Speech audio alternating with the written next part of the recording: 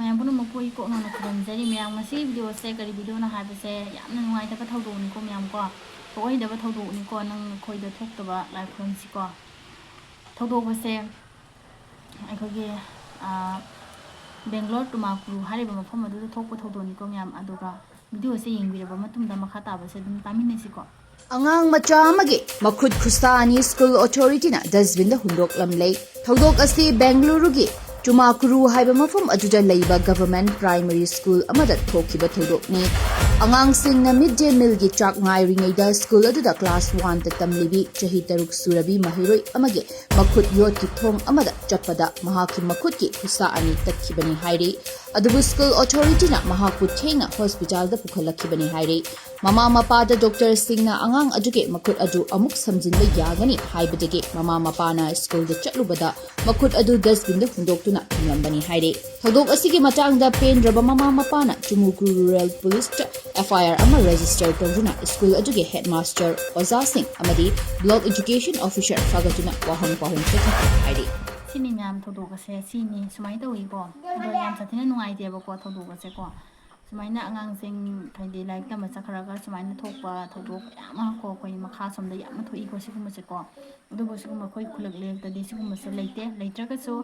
ꯅꯨꯡꯉꯥꯏꯇꯕ ꯊꯧꯗꯣꯛ ꯍꯥꯏꯕꯁꯦ ꯃꯌꯥꯝ ꯑꯩꯈꯣꯏꯗꯁꯨ ꯊꯣꯛꯄꯤꯗꯕꯀꯣ ꯑꯗꯨꯕꯨ ꯀꯔꯤꯅꯣ ꯃꯥꯒꯤ ꯏꯃꯨꯡ ꯃꯅꯨꯡ ꯐꯦꯃꯤꯂꯤꯅ ꯀꯔꯤꯅꯣ ꯈꯜꯂꯝꯗꯣꯏꯕ ꯌꯦꯡꯕꯗꯨ ꯑꯗꯨꯒꯤꯁꯨ ꯃꯊꯛꯇ ꯑꯉꯥꯡꯗꯨꯒꯤ ꯀꯔꯤ ꯃꯔꯥꯜꯅꯣ ꯁꯤꯅꯦꯕꯀꯣ ꯃꯌꯥꯝ ꯀꯣ ꯌꯥꯝ ꯁꯥꯊꯤꯅ ꯅꯨꯡꯉꯥꯏꯇꯦ ꯁꯨꯃꯥꯏꯅ ꯇꯧꯅꯕꯁꯦꯀꯣ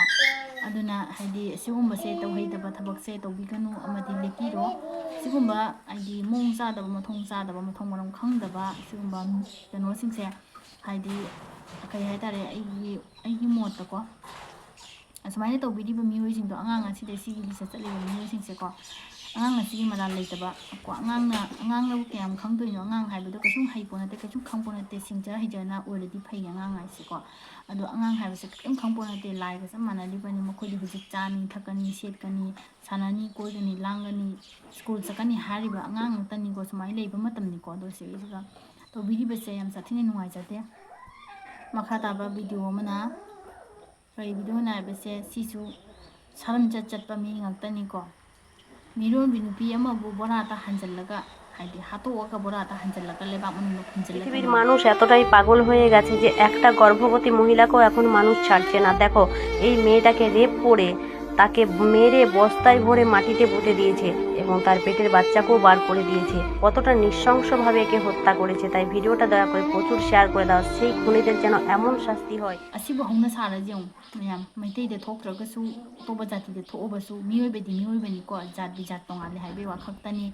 haksang de amatani chaina khonde amatani chaina haibasi chu manari bani ko mangonda haidi kon tobu matamda torture tobu matamda tari awabado akhoi tawgasu akhoi de mangonda wari awabado wadone ba ko myam ko ayuna di ko ꯑꯗꯨꯕꯨ ꯊꯧꯗꯣꯛ ꯑꯁꯦ ꯌꯥꯝ ꯁꯥꯊꯤꯅ ꯅꯨꯡꯉꯥꯏꯇꯕ ꯊꯧꯗꯣꯛꯅꯤ ꯄ꯭ꯔꯤꯊꯤꯕꯤꯁꯦ ꯍꯥꯏꯗꯤ ꯀꯩ ꯍꯥꯏꯇꯥꯔꯦ ꯑꯩꯈꯣꯏ ꯄ꯭ꯔꯤꯊꯤꯕꯤꯗ ꯂꯩꯔꯤꯕ ꯍꯥꯏꯗꯤ ꯃꯥꯂꯦꯝ ꯁꯪꯁꯥꯔꯁꯤꯗ ꯂꯩꯔꯤꯕ ꯃꯤꯑꯣꯏꯕꯁꯤꯡꯁꯦ ꯃꯤꯅ ꯃꯤ ꯁꯦꯠꯂꯒ ꯆꯥꯒꯦ ꯍꯥꯏꯅ ꯉꯥꯏ ꯂꯩꯔꯕ ꯃꯤ ꯈꯔ ꯌꯥꯎꯔꯤꯕꯀꯣ ꯃꯁꯥꯁꯨ ꯃꯤ ꯑꯃ ꯑꯣꯏꯔꯤꯕ ꯃꯁꯥꯃꯛ ꯃꯤ ꯑꯣꯏꯔꯒꯁꯨ ꯃꯤꯅ ꯃꯤ ꯁꯦꯠꯂꯒ ꯆꯥꯕ ꯃꯤꯅ ꯃꯤ ꯀꯛꯑꯒ ꯆꯥꯕ ꯍꯥꯏꯕꯁꯦ ꯃꯈꯣꯏꯁꯤꯅꯦꯕꯀꯣ ꯑꯗꯨꯕꯨ ꯀꯔꯤ ꯃꯔꯥꯜꯅꯣ ꯀꯔꯤꯅꯣ ꯍꯥꯏꯗꯤ ꯃꯕꯨꯛꯅꯨꯡꯗ ꯑꯉꯥꯡ ꯅꯥꯎꯄꯣꯏꯕ ꯃꯤꯔꯣꯟꯕꯤ ꯑꯃꯕꯨ ꯍꯥꯏꯗꯤ ꯍꯥꯠꯇꯣꯛꯄ ꯉꯝꯃꯤꯕ ꯃꯤꯑꯣꯏꯁꯤꯡꯗꯣ ꯐꯅ ꯅꯨꯡꯉꯥꯏꯒꯅꯤ ꯍꯥꯏꯕꯁꯤꯗꯤ ꯈꯜꯂꯨꯔꯅꯨ ꯃꯈꯣꯏꯗꯨꯁꯨꯅꯦ ꯑꯗꯨꯒꯤ ꯍꯥꯏꯗꯤ ꯃꯤꯔꯣꯟꯕꯤꯗꯨꯅ ꯍꯥꯏꯗꯤ ꯃꯥꯅ ꯁꯤꯔꯝꯗꯥꯏꯗ ꯋꯥꯔꯝꯒꯗꯕ ꯀꯩꯅꯣꯗꯣꯀꯣ ꯍꯥꯏꯗꯤ ꯑꯋꯥꯕꯗꯣ ꯃꯥꯅ ꯑꯋꯥꯕ ꯊꯦꯡꯅꯈꯤꯕꯗꯣ ꯃꯥꯁꯦ ꯁꯤꯔꯝꯗꯥꯏꯗ ꯌꯥꯝ ꯀꯟꯅ ꯃꯥꯁꯦ ꯍꯥꯏꯗꯤ ꯃꯥꯁꯦ ꯍꯥꯠꯄ ꯃꯇꯝꯗ ꯅꯥꯟꯊꯣꯛꯅꯕꯒꯤ ꯌꯥꯝ ꯀꯟꯅꯗꯤ ꯁꯤꯟꯖꯔꯝꯒꯅꯤ ꯌꯥꯝ ꯀꯟꯅꯗꯤ ꯍꯣꯠꯅꯖꯔꯝꯒꯅꯤ ꯑꯗꯨꯕꯨ ꯁꯔꯝꯆꯠ ꯆꯠꯄ ꯁꯥꯒꯤ ꯃꯈꯨꯠꯇꯒꯤ ꯅꯥꯟꯊꯣꯛꯄ ꯉꯝꯈꯤꯗꯕ ꯍꯥꯏꯕꯁꯦ ꯃꯥꯒꯤ ꯍꯥꯏꯗꯤ ꯁꯤꯔꯣ ꯍꯥꯏꯗꯅ ꯃꯥꯒꯤ ꯃꯈꯣꯏꯒꯤ ꯃꯈꯨꯠꯇ ꯁꯥꯁꯤꯡꯗꯨꯒꯤ ꯃꯈꯨꯠꯇ ꯁꯤꯖꯔꯣꯏꯅ ꯇꯝꯅ ꯇꯧꯖꯔꯕꯅꯤꯀꯣ ꯃꯌꯥꯝꯀꯣ ꯃꯥꯒꯤ ꯃꯇꯝ ꯌꯧꯔꯒ ꯇꯧꯔꯕꯅꯤꯅ ꯑꯗꯨꯝ ꯍꯥꯏꯅꯩ ꯑꯗꯨꯕꯨ ꯑꯁꯦ ꯏꯁꯣꯔꯒꯤ ꯃꯔꯥꯜ ꯅꯠꯇꯦꯀꯣ ꯑꯩꯈꯣꯏ ꯃꯤꯑꯣꯏꯕꯒꯤ ꯃꯔꯛꯇ ꯁꯔꯝꯆꯠ ꯆꯠꯄ ꯌꯥꯎꯅꯕꯁꯤꯡꯁꯤꯅꯦꯕꯀꯣ ꯃꯤꯕꯨ ꯍꯥꯏꯗꯤ ꯍꯥꯠꯇꯣꯛꯀꯦꯗ ꯍꯥꯠꯇꯣꯛꯄ ꯉꯝꯕ ꯀꯩ ꯍꯥꯏꯇꯥꯔꯦ ꯑꯗꯨꯒꯤ ꯄꯋꯥꯔ ꯄꯥꯏꯅ ꯂꯩꯔꯦꯕꯀꯣ ꯍꯥꯠꯀꯦ ꯇꯨꯞꯀꯦ ꯍꯥꯏꯗꯤ ꯃꯥꯁꯦ ꯍꯥꯠꯇꯣꯛꯀꯦ ꯃꯥꯁꯦ ꯅꯣꯡꯃꯩ ꯀꯥꯞꯊꯣꯛꯀꯦ ꯃꯥꯁꯦ ꯊꯥꯡꯖꯧꯅ ꯂꯦꯟꯒꯦ ꯃꯥꯁꯦ ꯊꯥꯡꯅ ꯆꯥꯟꯒꯦ ꯍꯥꯏꯕꯒꯤ ꯑꯗꯨꯒꯤ ꯄꯋꯥꯔꯗꯣ ꯄꯥꯏꯅ ꯃꯣꯏꯁꯦ ꯂꯩꯌꯦꯕꯀꯣ ꯑꯗꯨꯅ ꯍꯥꯏꯗꯤ ꯃꯤꯑꯣꯏꯕꯒꯤ ꯃꯤꯅꯨꯡꯁꯤ ꯃꯆꯦꯠ ꯑꯃ ꯐꯥꯎꯅꯔꯛꯇ꯭ꯔꯦ ꯃꯤꯑꯣꯏꯕꯒꯤ ꯃꯤꯅꯨꯡꯁꯤ ꯍꯥꯏꯕꯁꯦ ꯆꯦꯟꯅꯔꯛꯇ꯭ꯔꯦꯕ ꯑꯗꯨꯗꯨꯅ ꯃꯤꯅ ꯃꯤ ꯁꯦꯠꯂ ꯆꯥꯅꯔꯛꯄꯅꯦꯕ ꯆꯦꯡꯒ ꯆꯥꯛꯀꯁꯦ ꯋꯥꯟꯕ ꯐꯪꯅꯔꯛꯇꯗꯤ ꯃꯤ ꯁꯦꯝꯃ ꯆꯥꯅꯔꯛꯄ꯭ꯔꯥ ꯀꯩꯅꯣ ꯑꯁꯨꯛ ꯇꯝꯊꯤꯕ ꯃꯤꯍꯥꯠꯁꯤꯕꯨ ꯃꯤꯔꯣꯟꯕꯤ ꯑꯃꯕꯨ ꯁꯨꯃꯥꯏꯅ ꯇꯝꯊꯤꯅ ꯍꯥꯠꯇꯣꯛꯄꯤꯕ ꯍꯥꯏꯕꯁꯦ ꯌꯥꯝ ꯁꯥꯊꯤꯅ ꯅꯨꯡꯉꯥꯏꯖꯗꯦ ꯑꯗꯨꯒꯨꯝꯕꯀꯣ ꯑꯗꯣ ꯁꯤꯒꯁꯨ ꯑꯃꯨꯛ ꯃꯥꯏꯛꯁꯦ ꯂꯧꯊꯣꯛꯑꯒ ꯀꯩꯅꯣ ꯇꯧꯕ ꯃꯇꯝꯗ ꯑꯩꯈꯣꯏ ꯐꯨꯝꯖꯤꯜꯂꯝꯃꯤ ꯃꯐꯝꯁꯤꯒꯤ ꯕꯣꯔꯥ ꯀꯣꯟꯅꯅ ꯃꯥꯁꯦ ꯐꯨꯝꯖꯤꯜꯂꯝꯕꯅꯤ ꯕꯣꯔꯥ ꯃꯅꯨꯡꯗ ꯍꯥꯞꯆꯤꯜꯂ ꯐꯨꯝꯖꯤꯜꯂꯝꯕꯅꯦꯕꯀꯣ ꯍꯥꯠꯇꯣꯛꯑꯒꯀꯣ ꯑꯗꯣ ꯃꯥꯁꯦ ꯂꯧꯊꯣꯛꯑꯒ ꯃꯇꯨꯡꯗꯁꯨ ꯐꯖꯅ ꯂꯧꯊꯣꯛꯄꯤꯗ꯭ꯔꯦꯕ ꯃꯌꯥꯝ ꯖꯣꯠꯅ ꯖꯥꯜꯂꯒ ꯑꯃꯨꯛ ꯂꯧꯊꯣꯛꯏꯑꯕꯁꯦ ꯁꯤꯕꯨ ꯍꯥꯏꯗꯤ ꯅꯨꯡꯉꯥꯏꯔꯤꯕꯔꯥ ꯌꯦꯡꯉꯣꯕ ꯃꯥꯁꯦ ꯁꯤꯔꯝꯗꯥꯏꯗ ꯍꯤꯡꯉꯤꯉꯩꯗꯁꯨ ꯃꯥꯁꯦ ꯅꯨꯡꯉꯥꯏꯕ ꯍꯥꯏꯕꯁꯦ ꯃꯁꯛ ꯈꯪꯗ꯭ꯔꯦꯗꯣꯏꯗꯤꯀꯣ ꯍꯤꯡꯉꯤꯉꯩꯗ ꯃꯥꯁꯦ ꯅꯨꯡꯉꯥꯏꯅ ꯊꯝꯕꯤꯔꯛꯇꯕ ꯑꯗꯨꯏꯁꯨ ꯃꯊꯛꯇ मासे सागी लिचत चेन मिओ खरना मासे तमथीना हातोकपीरकांदा बोरा मनुंग हापचल्ला फुमजल्लम्मे लौथोकपीरे फजना लौथोकपीरे सीरे फावबदा मसा माकी हक्चांगदो मियामना फजना यिंगबिदेबा सिनेबा ता इसेको भिडियो सिनाको बोरा सिगी मथक्ता जोसिन जालेसे दुई मथक्ता फजना बोरादो मचिन्दो कथटपीरका फजना लौथोकपीरदी येंगबदा खितंग नुंगाइजेको म्यामको दो लौसु लौथोकपीबा सीदेसु खंगहनबीबा हातोकपीरमेसु खंगहनबीबा दुइसु मथक्ता हाइदि मागी मथक्तुगा जोतुना जालगा लौथुइदो जिंगबा सिबो साथीने नुंगाइजदे म्यामको मिरोमि नुपी अमबो खोइदिने मिरोमि नुपी हाइबसे मिरोमि नुपीसे उबो मतमदने को म्यामको याम साथीने मगुल लेना खल्ली मरमदि करिगिनो हाइदि अखोइ अहल लमनसिंगना हाइको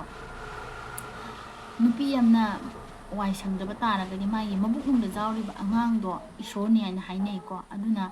मंगोंदा करिगुंबा अमा अमांग असेंग दुगगी अमा अमा कनो तौबा सिगुमसे तौबिनु हाइना खल्ली हाइनै हाइको तौसु तौरिको दुसु मथक्ता मासे कोइगी नुपी यामना कोइ कम तो मसा वाइ संगतबा मतमदा मयामना चाक कौबा चाक कौनु पिजबा असेंगबा पिजबा दो मिरोंबी अमा चाक कौरगा को कोइगी चाक से चारगा को लुखाक फावबा सेंगहनदे हाइमेबको लुखाक फावबा सेंगहनदेबको दुक्की मतिक सेंगे मबुंगदा लेरिबदो मसा माकी नुपीदुगी खनबा नतना नुपीदुगी खनबा नतेबको अगांगो इसोरगा चप माने इसोरदुगी खल्लगा हाइदि मासे हाइदि ताइबंग पान फावरक्तोरिरा फावरोइदोरिरा हाइबगी अखन्नबमसु मयाम खंदोकपा मीसु लेइनेको अदुना मादि इसोरगी हाइदि कनोनेबा रूपका चप मानेबको मिरोनबि नुपीना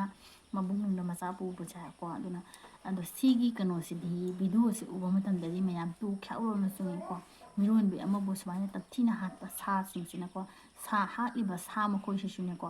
सा हाइसे मीदुनि हालिबा मीसिंदो सानेबा सा ओन्नबु मिरोनबि नुपि अमबु सुमाइना तथीना हातपनेबको अदुना सा मोइसुने फन सिरोयबा अदुनि जोहो जाति गोसनु फन सिरोयबा सिगी पाप तौबसिदि याम चाउरबा पापने मिरोनबि नुपि अम हातो फुंजनबा इसे याम चाउरबा पापने अदुके वीडियो अमना आई यंगजरके एक 24 साल का रेपिस्ट खुद 4 साल की लड़की का रेप करता है, उसके मुंह पे पत्थर मार मार के उसे जान से मार देता है और बाद में उसके परिवार वालों के साथ लड़की को ढूंढने का नाटक करता है। मैं ये सोचती हूँ कि इतने गट्स आ कहाँ से जाते हैं। सिगे वीडियो से सिगे उरीबा अंगांग से सिसे सुमदोबनी चाही मरी खक्ता फारिबा अंगांगनी को चाही मरी खक्ता फारिबा अंगांगनी चाही निफू सुरबा नुपा अमना चाही निफू सुरबा नुपा अमना चाही मरी ता सुरिबी अंगांग से सिबु इकाय खुमनबा मांगहन बिखिबनी इकाय खुमनबा मांगहन फिर मी हाइदि इकाय खुमनबा मांगहन बिरबा मतुंगदा ममाई सिगने अखोइगी नुंगना थोंदतना अंगांग से इहिंगना हिंग साहले अंगांग सिगी मसक Lakpa ngamhanre aduga haidi asisina mayam kano aidi angang se हाइदि मसक लाकपा ngamhanre हाइबदि अंगांग से मसक ति खरखर लाकपा ngam दुबु ओरगसु ममा मपादुना हाइदि उबो मतमदा को अदुगा हाइदि मसासी मसक से नत्ते हाइबनेबको नत्ते माइ मसा नत्ते हाइबनेबको साइगी ममाइदो कन दौरबनेको अंगांग से माना इकाय खुमनबा मांगहनद्रिङै मतुङ ममांगदसु जामना कनो तौग्रेबा यामना टोर्चर तौग्रेबा अंगांग सिगको खंपोनतेबा सही मरी खता सुबा अंगांगैसिको अदुबो सही निफू सुरबा माना निफू सुरबा नुपामनबु चाही मरी सुबा अंगांगसी मथक्ता तौरिबा कइनोसे साजसे चलिबा साजसे सि सारम चटनिबा असिसे खोइ मखा समदता याम थोइबा सिगुम थौदोकसे हालेरगा अंगांग मांग खरे हालेरगा अंगांग सुमाइ तंगना जंगल हातो थादरम हालेरगा नुपी मचा मा चाही मरी सुबा मंगा सुबा तरुक सुबा अहुम सुबा सुमाइना खोइ काइ खुमनबा मांगहनलमे दु तौरेदा तो याम सथि नुंगाइदेबको चुचना कनो तौबा मोइदि कनो तौबा सिगुमबदा चोपदो उरगदि मोइसे मधु थिजलिबा ꯃꯇꯨꯁꯨ ꯊꯤꯅꯤꯡꯗꯦꯕ ꯃꯤꯒꯤ ꯃꯄꯨꯟꯁꯤ ꯃꯥꯡꯍꯟꯕ ꯃꯤꯒꯤ ꯃꯆꯥ ꯀꯥꯏꯅꯍꯟꯕ ꯃꯤꯒꯤ ꯃꯆꯥ ꯁꯦꯠ ꯃꯨꯟꯕ ꯁꯥꯗꯒꯤ ꯍꯦꯜꯂꯕ ꯁꯥ ꯃꯈꯜ ꯑꯃ ꯁꯪꯁꯥꯔꯗ ꯎꯗꯕ ꯁꯥ ꯃꯈꯜ ꯍꯥꯏꯗꯣ ꯃꯈꯣꯏꯁꯤꯅꯦꯕ ꯁꯨꯃꯥꯏꯅ ꯑꯉꯥꯡꯗ ꯃꯤꯅꯨꯡꯁꯤ ꯆꯦꯟꯗꯕ ꯃꯆꯥꯒꯨꯝꯕ ꯑꯣꯏꯕꯁꯦ ꯆꯍꯤ 40 ꯁꯨꯕ ꯑꯃꯅ 4 ꯁꯨꯕ ꯃꯆꯥꯁꯤꯒꯕꯨ ꯁꯤꯒꯨꯝꯕ ꯁꯥꯖꯠ ꯆꯠꯂꯤꯕꯁꯦ ꯃꯥꯏ ꯃꯆꯥꯒꯨꯝꯕꯒꯤ ꯂꯣꯡꯒꯥꯅꯦꯕꯀꯣ ꯑꯗꯣ ꯃꯆꯥꯒꯨꯝꯕꯒꯤ ꯂꯣꯡꯒꯥꯗ ꯑꯗꯨꯏꯗꯤ ꯃꯥ ꯃꯤꯒꯤ ꯃꯆꯥꯗ ꯑꯁꯨꯝꯅ ꯇꯧꯕ ꯉꯝꯕꯅꯤꯅ ꯃꯥꯗꯣꯏꯗꯤ ꯃꯥꯒꯤ ꯃꯊꯤꯕꯣꯡꯗꯩ ꯇꯥꯕ ꯃꯆꯥꯗꯨꯒꯁꯨ ꯃꯥ ꯉꯝꯒꯅꯦꯕ ꯑꯗꯨꯅꯤ ꯃꯌꯥꯝ ꯍꯥꯏꯅꯕꯗꯤ ꯃꯤꯒꯤ ꯃꯃꯥꯗꯣ ꯑꯩꯒꯤ ꯏꯃꯥꯅꯦꯅ ꯈꯜꯂꯨ ꯍꯥꯏꯕꯗꯣ ꯑꯗꯣ ꯃꯤꯒꯤ ꯃꯃꯥꯗꯣ ꯏꯃꯥ ꯅꯠꯇꯦꯅ ꯈꯜꯂꯗꯤ ꯃꯥꯕꯨ ꯄꯣꯛꯏꯕ ꯃꯃꯥꯁꯨ ꯃꯃꯥ ꯅꯠꯇꯦ ꯈꯜꯂꯣꯏꯕ ꯑꯗꯨꯅꯤ ꯑꯗꯨꯅ ꯇꯥꯛꯄꯗꯤ ꯑꯉꯥꯡꯁꯤꯒ ꯃꯥꯅ ꯃꯆꯥ ꯅꯠꯇꯕꯒꯨꯝꯅ ꯁꯥꯔꯝꯆꯠ ꯆꯠꯂꯤꯕ ꯃꯥꯁꯤ ꯉꯥꯏꯍꯥꯛꯀꯤ ꯀꯩꯅꯣ ꯇꯧꯕ ꯑꯔꯥꯡ ꯈꯧꯔꯥꯡꯕꯒꯤꯗꯃꯛꯇ ꯀꯣꯛꯍꯟꯅꯕꯒꯤꯗꯃꯛꯇ ꯁꯤꯒꯤ ꯁꯥꯔꯝꯆꯠ ꯆꯠꯄꯅꯤꯅ ꯃꯥꯒꯤ ꯃꯊꯤꯕꯣꯡꯗ ꯇꯥꯕ ꯃꯆꯥꯗꯨꯒꯁꯨ ꯁꯤꯒꯤ ꯁꯥꯔꯝꯆꯠ ꯆꯠꯀꯅꯦꯕꯀꯣ ꯃꯌꯥꯝ ꯀꯣ ꯑꯗꯨꯅꯤ ꯑꯩꯅ ꯍꯥꯏꯅꯤꯡꯉꯤꯁꯦ ꯌꯥꯝ ꯁꯥꯊꯤꯅ ꯅꯨꯡꯉꯥꯏꯖꯗꯦ ꯊꯧꯗꯣꯛꯁꯤꯡꯁꯦ ꯍꯥꯏꯗꯤ ꯑꯩꯈꯣꯏꯒꯤ ꯏꯆꯥ ꯏꯁꯨꯗꯣ ꯊꯣꯛꯄꯤꯗꯕ ꯃꯌꯥꯝ ꯂꯥꯏ ꯈꯨꯔꯨꯝꯃꯤꯟꯅꯁꯤ ꯑꯃꯅ ꯁꯤꯒꯩꯁꯤ ꯌꯦꯡꯃꯤꯟꯅꯁꯤ ꯑꯁꯤꯁꯦ ꯀꯔꯤꯅꯣ ꯍꯥꯏꯕꯁꯦ ꯃꯌꯥꯝ ꯈꯪꯃꯤꯟꯅꯁꯤꯀꯣ ꯑꯣꯄꯔꯦꯁꯟ ꯊꯤꯌꯦꯇꯔꯗ ꯆꯪꯕ ꯃꯇꯝꯗ ꯑꯩꯈꯣꯏꯒꯤ ꯀꯩꯅꯣꯁꯦ ꯍꯥꯏꯗꯤ ꯅꯨꯡ ꯂꯩꯕ ꯃꯤꯁꯦꯀꯣ ꯑꯩꯈꯣꯏ ꯅꯨꯡ ꯂꯩꯕ ꯃꯤꯁꯦ ꯍꯥꯏꯗꯤ ꯑꯣꯄꯔꯦꯁꯟ ꯇꯧꯕꯒꯤ ꯆꯪꯈꯤꯕꯅꯦꯕꯀꯣ ꯑꯣꯄꯔꯦꯁꯟ ꯇꯧꯕꯒꯤ ꯆꯪꯈꯤꯕ ꯃꯇꯝꯗ ꯍꯥꯏꯗꯤ ꯀꯔꯝꯕ ꯍꯥꯏꯗꯤ ꯖꯦꯛꯅꯕ ꯂꯩꯕ꯭ꯔꯥ ꯃꯤꯁꯤꯒ ꯑꯣꯄꯔꯦꯁꯟ ꯇꯧꯔꯤꯕ ꯃꯤꯁꯦꯀꯣ ꯃꯥꯒꯤ ꯖꯦꯛꯅꯕ꯭ꯔꯥ ꯗꯣꯛꯇꯔ ꯑꯣꯏꯔꯤꯕꯁꯤꯡꯁꯦ ꯅꯠꯇ꯭ꯔꯒꯅ ꯀꯔꯝꯕ ꯗꯨꯁꯃꯟ ꯑꯣꯏꯔꯤꯕ ꯈꯪꯗ꯭ꯔꯦꯀꯣ ꯍꯥꯏꯐꯝ ꯈꯪꯗꯦꯀꯣ ꯑꯗꯣ ꯑꯣꯄꯔꯦꯁꯟ ꯇꯧꯕꯅꯦ ꯆꯪꯉꯔꯒ ꯍꯥꯏꯗꯤ ꯃꯥꯒꯤ ꯃꯕꯨꯛꯇꯣ ꯄꯨꯝꯅꯃꯛ ꯁꯦꯒꯥꯏꯔꯦꯕ ꯑꯗꯣ ꯀꯔꯝꯕ ꯂꯤꯆꯠꯅꯣ ꯌꯦꯡꯉꯨ ꯃꯥꯅ ꯍꯥꯏꯗꯤ ꯑꯣꯄꯔꯦꯁꯟ ꯇꯧꯔꯤꯕ ꯍꯥꯏꯗꯤ ꯅꯨꯡ ꯂꯧꯊꯣꯛꯀꯗꯧꯔꯤꯕ ꯄꯦꯁꯟꯁꯤꯒ ꯃꯥꯁꯦ ꯌꯦꯡꯊꯤꯔꯤꯔꯥ ꯅꯠꯇ꯭ꯔꯒ ꯄꯦꯁꯟꯁꯤꯒ ꯖꯦꯛꯅꯕꯔꯥ ꯈꯪꯗꯦꯕ ꯗꯣꯛꯇꯔ ꯍꯥꯏꯕ ꯗꯣꯛꯇꯔꯁꯤꯗꯤ ꯑꯩꯈꯣꯏꯗꯤ ꯏꯁꯣꯔꯅꯦꯅ ꯈꯜꯂꯤ ꯃꯤꯑꯣꯏꯕꯕꯨ ꯀꯟꯕ ꯉꯝꯃꯤ ꯍꯥꯏꯗꯤ ꯑꯩꯈꯣꯏꯒꯤ ꯏꯁꯥꯁꯦ ꯆꯨꯝꯅ ꯁꯦꯝꯍꯩꯕ ꯏꯁꯥꯁꯦ ꯂꯦꯟꯊꯠꯂꯒ ꯑꯃꯨꯛ ꯀꯩꯅꯣ ꯐꯣꯠꯆꯜꯂꯒ ꯑꯃꯨꯛ ꯑꯩꯈꯣꯏꯁꯦ ꯍꯥꯏꯗꯤ ꯐꯤꯕꯝ ꯑꯃ ꯑꯗꯨꯝ ꯆꯨꯝꯃꯛꯏ ꯑꯗꯨꯏꯁꯨ ꯃꯊꯛꯇ ꯑꯩꯈꯣꯏꯁꯦ ꯑꯩꯈꯣꯏꯒꯤ ꯏꯁꯥꯁꯦ ꯅꯨꯄꯤꯅ ꯑꯉꯥꯡ ꯎꯅꯕ ꯃꯇꯝꯗ ꯍꯥꯏꯗꯤ ꯃꯆꯥ ꯎꯅꯕ ꯃꯇꯝꯗ ꯄꯨꯛꯁꯦ ꯂꯦꯡꯈꯥꯏꯔꯒ ꯑꯩꯈꯣꯏ ꯑꯣꯄꯔꯦꯁꯟ ꯇꯧꯕ ꯃꯇꯝꯗ ꯄꯨꯛꯁꯦ ꯂꯦꯡꯈꯥꯏꯔꯒ ꯄꯨꯝꯅꯃꯛ ꯂꯦꯡꯈꯥꯏꯔꯒ ꯑꯉꯥꯡꯁꯦ ꯂꯧꯊꯣꯔꯛꯏꯅꯤ ꯑꯗꯣ ꯑꯃꯨꯛ ꯐꯣꯠꯆꯜꯂꯒ ꯑꯩꯈꯣꯏꯁꯦ ꯍꯤꯡꯍꯜꯂꯦꯕ ꯐꯣꯠꯇꯕ ꯇꯥꯔꯒꯗꯤ ꯑꯩꯈꯣꯏꯁꯦ ꯁꯤꯅꯦꯕꯀꯣ ꯑꯗꯨꯅ ꯑꯃꯨꯛ ꯍꯤꯡꯍꯜꯂꯦ ꯑꯗꯨꯕꯨ ꯗꯣꯛꯇꯔ ꯍꯥꯏꯕꯁꯦ ꯑꯩꯈꯣꯏꯗꯤ ꯏꯁꯣꯔꯅꯦꯅ ꯈꯜꯂꯤ ꯑꯗꯣ ꯏꯁꯣꯔꯅꯦꯅ ꯈꯟꯕꯗꯣ ꯉꯁꯤ ꯁꯤꯒꯤ ꯊꯧꯗꯣꯛꯁꯦ ꯎꯕꯗꯗꯤ ꯑꯩꯈꯣꯏꯗꯤ ꯗꯣꯛꯇꯔ ꯀꯥꯏꯁꯦ ꯊꯥꯖꯔꯛꯇ꯭ꯔꯦꯕ ꯀꯩꯅꯣꯗꯤ ꯑꯣꯄꯔꯦꯁꯟ ꯊꯤꯌꯦꯇꯔꯗ ꯆꯪꯈ꯭ꯔꯒ ꯁꯨꯃꯥꯏꯅ ꯅꯨꯡ ꯂꯧꯊꯣꯛꯄꯒꯤ ꯀꯩꯅꯣꯗ ꯅꯨꯡ ꯂꯧꯊꯣꯛꯀꯦꯗꯤ ꯂꯩꯇꯅ ꯃꯤ ꯃꯕꯨꯛ ꯁꯦꯒꯥꯏꯔꯤꯁꯤꯕꯨ ꯀꯔꯝꯕ ꯗꯣꯛꯇꯔꯅ ꯁꯤꯅꯦꯕ ꯑꯁꯤꯗꯤ ꯃꯤ ꯆꯥꯔꯒꯦ ꯍꯥꯏꯕ ꯗꯣꯛꯇꯔꯅꯦꯕ ꯑꯗꯨꯅ ꯗꯣꯛꯇꯔ ꯈꯨꯗꯤꯡꯃꯛꯇ ꯊꯥꯖꯔꯛꯇꯕ ꯍꯥꯏꯕꯁꯦ ꯑꯁꯤ ꯃꯈꯣꯏꯒꯤ ꯊꯧꯗꯣꯛꯅꯅꯤ ꯂꯩꯔꯤꯕ ꯈꯔꯁꯤꯡ ꯑꯇꯧꯕꯁꯤꯡꯗꯨꯅꯅꯦꯀꯣ ꯇꯧꯗꯕꯁꯤꯡꯗꯣ ꯍꯥꯏꯗꯤ ꯊꯥꯖꯍꯟꯗ꯭ꯔꯦꯕ ꯀꯣ ꯃꯌꯥꯝꯁꯨ ꯀꯤꯗ꯭ꯔꯦ ꯌꯦꯡꯉꯨꯁꯦ ꯁꯤꯒꯨꯝꯕ ꯊꯧꯗꯣꯛꯁꯦ ꯌꯦꯡꯉꯨ ꯑꯗꯨꯅ ꯑꯩꯗꯤꯀꯣ ꯑꯩꯒꯤ ꯑꯣꯏꯅꯗꯤ ꯃꯌꯥꯝꯀꯣ ꯑꯩ ꯏꯁꯣꯔ ꯈꯨꯔꯨꯝꯖꯒꯦ ꯑꯩ ꯁꯤꯒꯤ ꯑꯣꯄꯔꯦꯁꯟ ꯍꯥꯏꯔꯤꯕ ꯀꯩꯅꯣꯁꯦ ꯑꯩ ꯁꯨꯡꯇꯧ ꯇꯧꯖꯔꯣꯏꯀꯣ ꯇꯧꯖꯗꯅꯕ ꯍꯣꯠꯅꯖꯒꯦ ꯑꯗꯨꯒ ꯑꯩ ꯁꯤꯖꯈꯤꯒꯦ ꯁꯨꯃꯥꯏꯅ ꯍꯤꯡꯅ ꯁꯦꯒꯥꯏꯔꯒ ꯁꯤꯗꯩ ꯁꯔꯨꯛꯄꯨꯗꯤꯅꯦꯀꯣ ꯑꯩꯅꯦ ꯅꯥꯔꯒꯅꯦꯀꯣ ꯏꯁꯥ ꯅꯨꯡꯗ ꯅꯥꯔꯒꯅꯦ ꯑꯩ ꯑꯗꯨꯝ ꯁꯤꯖꯈꯤꯒꯦ ꯁꯨꯃꯥꯏꯅꯅꯦ ꯏꯁꯥꯁꯦ ꯍꯤꯡꯅ ꯁꯦꯒꯥꯏꯔꯒꯗꯤ ꯑꯩ ꯁꯤꯖꯔꯣꯏ ꯑꯁꯦꯡꯕꯒꯤꯅꯤ ꯃꯌꯥꯝ ꯑꯩ ꯂꯥꯁꯀꯤ ꯑꯣꯏꯅ ꯀꯩꯅꯣꯝꯇꯪ ꯃꯌꯥꯝꯗ ꯑꯩ ꯋꯥ ꯑꯃꯇꯪ ꯊꯝꯖꯔꯝꯒꯦ ꯚꯤꯗꯤꯑꯣꯗ ꯂꯥꯛꯑꯒ ꯑꯩꯈꯣꯏꯒꯤ ꯃꯊꯧ ꯂꯩꯇꯕ ꯑꯗꯨ ꯇꯧꯗꯕ ꯑꯗꯥ ꯇꯧꯗꯕ ꯋꯥꯍꯩ ꯋꯥꯇꯥ ꯐꯖꯗꯕ ꯃꯑꯣꯡ ꯍꯥꯏꯗꯤ ꯑꯃꯃꯝꯗ ꯉꯥꯡꯉꯛꯏꯕꯁꯤꯡꯗꯣ ꯑꯗꯣ ꯈꯤꯇꯪ ꯑꯗꯨꯒꯨꯝꯕ ꯃꯤꯁꯤꯡꯗꯣ ꯈꯤꯇꯪ ꯃꯊꯣꯡ ꯆꯥꯗꯕ꯭ꯔꯥ ꯍꯥꯏꯅ ꯈꯜꯂꯤ ꯃꯥꯁꯦ ꯍꯥꯏꯗꯤ ꯄꯣꯛꯂꯛꯄ ꯃꯇꯝꯗ ꯊꯥ ꯁꯨꯗꯅ ꯄꯣꯛꯂꯛꯄ ꯀꯩꯅꯣꯝ ꯇꯧꯔꯦ ꯑꯗꯨꯅ ꯀꯃꯦꯟ ꯄꯤꯕ ꯃꯇꯝꯗ ꯃꯑꯣꯡ ꯆꯥꯗꯕ ꯀꯃꯦꯟ ꯌꯥꯝ ꯇꯧꯅꯔꯛꯏ ꯑꯗꯣ ꯇꯧꯕꯤꯔꯛꯀꯅꯨ ꯅꯪꯒꯤ ꯑꯥꯔꯤ-ꯄꯨꯔꯤ ꯅꯪꯒꯤ ꯏꯃꯨꯡ ꯃꯅꯨꯡꯁꯤ ꯁꯨꯃꯥꯏꯅ ꯚꯤꯗꯤꯑꯣ ꯁꯦꯝꯕ ꯊꯣꯛꯏꯕ ꯉꯥꯛꯇꯅꯤ ꯑꯩꯅ ꯍꯥꯏꯁꯦ ꯆꯨꯝꯃꯤ ꯂꯥꯜꯂꯤꯗꯤ ꯑꯗꯨꯝ ꯍꯥꯏꯕꯤꯔꯛꯎ ꯑꯩꯈꯣꯏꯅ ꯍꯥꯏꯗꯤ ꯊꯕꯛ ꯁꯨꯕ ꯃꯇꯝꯗ ꯃꯤꯑꯣꯏꯕ ꯑꯩꯈꯣꯏ ꯃꯌꯥꯝꯁꯦ ꯂꯩꯔꯤꯕ ꯃꯤꯑꯣꯏꯕꯁꯤꯡꯁꯤꯅ ꯊꯕꯛ ꯁꯨꯕ ꯃꯇꯝꯗ ꯍꯥꯏꯗꯤ ꯊꯕꯛꯀꯤ ꯃꯑꯣꯡ ꯃꯥꯟꯅꯗꯦ ꯑꯗꯨꯒꯨꯝꯅ ꯍꯥꯏꯗꯤ ꯚꯤꯗꯤꯑꯣ ꯁꯦꯝꯃꯤꯕ ꯑꯩꯈꯣꯏꯁꯨ ꯃꯑꯣꯡ ꯃꯥꯟꯅꯗꯦꯕꯀꯣ ꯃꯌꯥꯝꯀꯣ ꯇꯣꯉꯥꯜꯂꯦꯕ ꯃꯥꯒꯤ ꯑꯍꯩꯕ ꯁꯤꯟꯐꯝꯗꯨꯒ ꯂꯣꯏ ꯆꯪꯅꯕ ꯉꯥꯛꯇꯅꯤ ꯃꯥꯒꯤ ꯅꯪꯅ ꯆꯪꯉꯤꯕ ꯁꯤꯟꯐꯝꯗꯨꯒ ꯑꯩ ꯆꯪꯒꯦꯅ ꯌꯥꯗꯣꯏ ꯅꯠꯇꯦ ꯃꯥꯒꯤ ꯑꯍꯩꯕ ꯁꯤꯟꯐꯝ ꯃꯥꯒꯤ ꯑꯉꯝꯕ ꯂꯣꯏ ꯊꯥꯛꯇꯅꯦꯕ ꯂꯣꯏ ꯆꯠꯅꯗꯣꯏꯁꯦꯀꯣ ꯃꯌꯥꯝꯀꯣ ꯍꯥꯏꯗꯤ ꯃꯤ ꯌꯥꯝꯅ ꯍꯥꯏꯗꯤ ꯀꯩꯅꯣꯁꯦ ꯑꯩꯈꯣꯏ ꯂꯥꯏꯔꯤꯛ ꯇꯝꯕꯒꯤ ꯃꯇꯥꯡꯗ ꯑꯣꯏꯔꯒꯅꯀꯣ ꯂꯥꯏꯔꯤꯛ ꯇꯝꯃꯤꯕ ꯑꯉꯥꯡꯁꯤꯡꯁꯤꯒꯤ ꯃꯇꯥꯡꯗ ꯑꯣꯏꯔꯒꯅ ꯑꯩꯈꯣꯏꯒꯤ ꯃꯥꯁꯦ ꯀꯩꯅꯣ ꯑꯩꯈꯣꯏꯒꯤ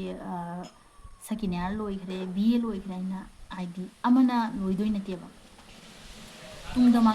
ꯃꯥꯡꯗ ꯃꯥꯒꯤ ꯂꯝꯕꯦꯜ ꯂꯣꯏ ꯇꯣꯉꯥꯜꯂꯤꯒ ꯉꯥꯛꯇꯅꯦꯕꯀꯣ ꯑꯗꯨꯒ ꯅꯨꯄꯥꯁꯤꯡꯒꯤ ꯑꯣꯏꯔꯒꯅ ꯊꯕꯛ ꯁꯨꯕ ꯃꯇꯝꯗ ꯑꯩꯈꯣꯏꯒꯤ ꯊꯕꯛ ꯁꯨꯕꯗ ꯇꯣꯉꯥꯟꯕ ꯂꯩꯗꯅꯀꯣ amana battery workshop ne amana battery sui amana gari sui amana gari thauri amana company sui amana jotek thadek sui amana cycle semi amana bike semi amana adi dukan phami musiman chalai asi se sumaina sinbam tongali sumaina ꯃꯥꯒꯤ ꯁꯤꯟꯐꯝ ꯇꯣꯉꯥꯜꯂꯦ ꯑꯗꯨꯃꯥꯏꯅ video ꯁꯦꯝꯃꯤꯕ ꯑꯩꯈꯣꯏꯁꯨ ꯇꯣꯉꯥꯜꯂꯦꯕ ꯀꯣ ꯂꯝꯕꯤꯗ ꯇꯣꯉꯥꯜꯂꯦꯕ ꯑꯗꯨ ꯃꯨꯟꯅ ꯈꯟꯊꯕꯤꯔꯒ ꯋꯥ ꯉꯥꯡꯕꯀꯣ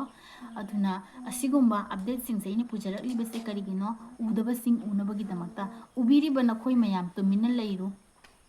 ꯀꯣ ꯑꯩꯗꯤ ꯎꯈ꯭ꯔꯦꯍꯦ ꯍꯥꯏꯔꯝꯃꯒ ꯚꯤꯗꯤꯑꯣꯗꯣ ꯌꯦꯡꯕꯤꯔꯨꯅꯨ ꯀꯩꯁꯨꯝ ꯀꯥꯏꯕ ꯂꯩꯇꯦꯕꯀꯣ ꯑꯗꯨꯕꯨ ꯅꯪꯅ ꯎꯔꯦꯅ ꯃꯥꯅ ꯎꯗꯣꯏ ꯅꯠꯇꯦ ꯑꯗꯣ ꯎꯗꯕꯁꯤꯡꯗꯣ ꯎꯕꯤꯅꯕꯒꯤꯗꯃꯛꯇ ꯑꯩꯅ ꯚꯤꯗꯤꯑꯣꯁꯤꯡꯁꯦ ꯁꯤꯒꯨꯝꯕ ꯑꯃꯒꯤ ꯑꯞꯗꯦꯠ ꯂꯥꯛꯄ ꯈꯨꯗꯤꯡꯒꯤ ꯑꯩꯅ ꯚꯤꯗꯤꯑꯣꯁꯦ ꯄꯨꯖꯔꯛꯄꯅꯤꯀꯣ ꯑꯗꯨꯅ ꯋꯥꯔꯧꯕꯤꯕ ꯌꯥꯗꯦ ꯑꯩꯅ ꯍꯥꯏꯔꯤꯁꯦꯀꯣ ꯈꯤꯇꯪ ꯈꯟꯊꯔꯒ ꯀꯃꯦꯟ ꯇꯧꯕꯤꯔꯛꯎ ꯀꯣ ꯑꯗꯨꯅꯦ ꯉꯁꯤꯒꯤꯗꯤ ꯚꯤꯗꯤꯑꯣ ꯁ꯭ꯋꯥꯏꯗ ꯂꯣꯏꯁꯤꯟꯖꯔꯒꯦ